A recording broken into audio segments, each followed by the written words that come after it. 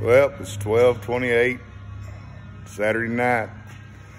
Got the body off of it.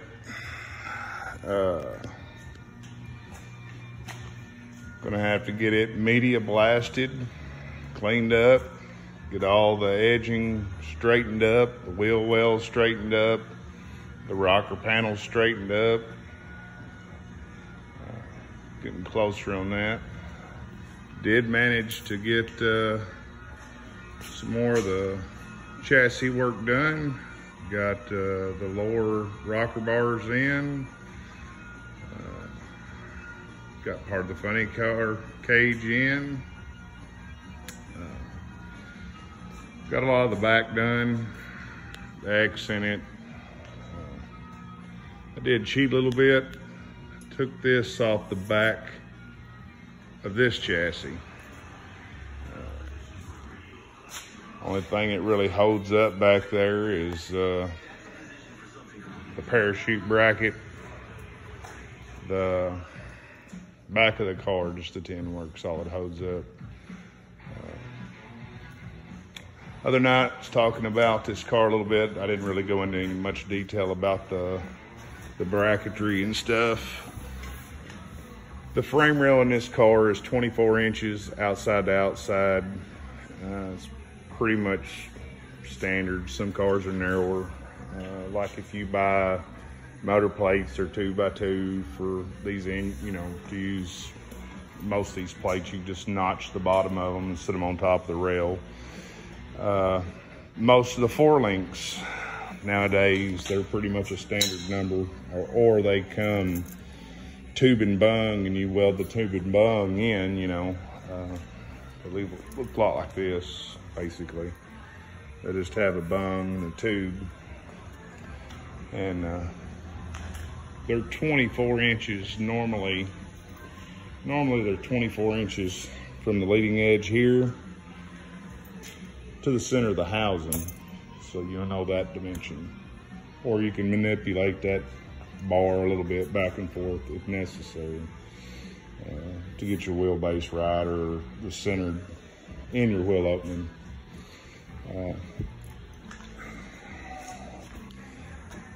These D1 bars right here, I learned something about that on the last certification.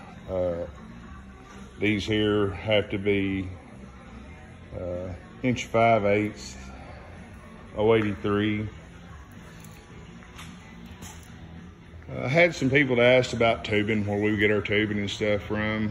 Most all the tubing in this car, well, all the tubing in this car came from Shapiro Metals out of St. Louis. It's all chromoly, 5/8" 083 is all your main stuff.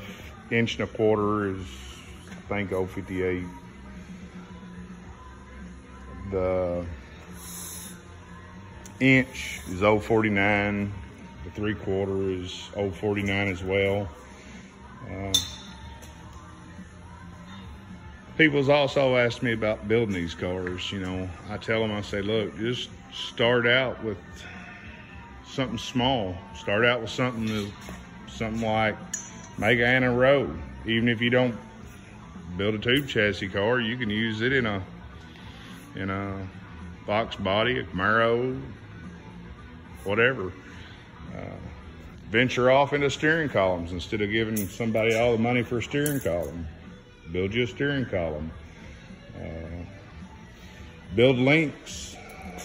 Build parachute mounts, instead of paying somebody for them. Just hone in your skills of notching, fitting, welding. These cars, if you bend them, if a guy's going to build one car, it's probably not feasible to buy a bender. They offer these cars nowadays. You can buy just about any Mustang, Camaro, Nova, Chrysler. It don't make no difference what it is. Pretty much, there's a lot of these companies that build these chassis, pre-bend them. Some of them come pre-notched even. It don't require a notcher. You can just pretty much fit them up inside of a car, tack them in place. weld them up. You know, but if a guy buys one that's unnotched, you know, and he don't have let's say he don't have a TIG or something, you can tack these cars together with a MIG, and a local welding shop or one of your buddies that does have a TIG can fuse her all together. You know, it's not there's lots of options. You know, these videos I'm gonna do, I mean, they're just to motivate people to just jump in there a little bit and venture out of that box of relying on somebody as much, and just try some stuff. You know, I'm not saying that, like I say, these are only my opinions. There's a lot of talented, very talented men and women that do this small tire and no time racing and no prep and you name it. There's some I've met lots of very intelligent, very skilled people in this sport. And, you know, sometimes they just need a little push. They are that good. They just need a little push to go ahead and try something. You know, the first car I ever built, it wasn't nothing like this, but I've been doing it a long time, so it you just keep doing them. I guess this is a prime example right here. Just keep doing them. That 4-link bars out of that other car, person can do these pretty easy. Basically, this right here is just a bung slid in a piece of inch 0.95. It's 1.25 inches outside diameter. 0.95 fused in. It's got some little rose welds welded in there. That would be your 4-link. Not a whole lot to that. I'm gonna show a couple little things. I still use old school stuff, like when you do door bars in these cars, I still pull strings to kind of get that ideal, the relation of where the door bar is gonna be on the shoulder of the driver or whatever. You can pull it there, or you can drop it down to the bottom down here and then pull it upward to get the cross straight in it. You know, that way you can, I kind of done it back here. I pulled a string from the top corner down to this corner. I don't know how straight that is, but it's close for me. But maybe next week we'll be able to get some of the floor bars in, start mocking the motor up. That way we can get some of this stuff in here. We got to fix the lower bracket on the 4-link from where it was in the crash. I'll probably have to remove this. This may be tricky, but it wadded it up and it crashed when it bent that 4-link bar. I've got to fix it. But as things come along, I'll kind of keep doing videos and showing. But I've had a lot of people ask me about doing these, but these cars, there's a lot of people out there that are highly skilled and more than capable of doing it. They just need a little nudge to venture off in it. A lot of these racers do their own work. They build their own stuff.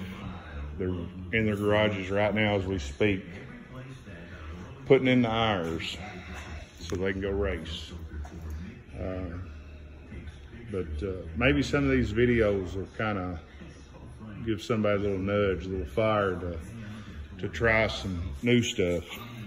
I'm not saying you got to build a whole chassis car, but little stuff, like I say, build anti-rows, parachute brackets, steering columns, you name it, whatever.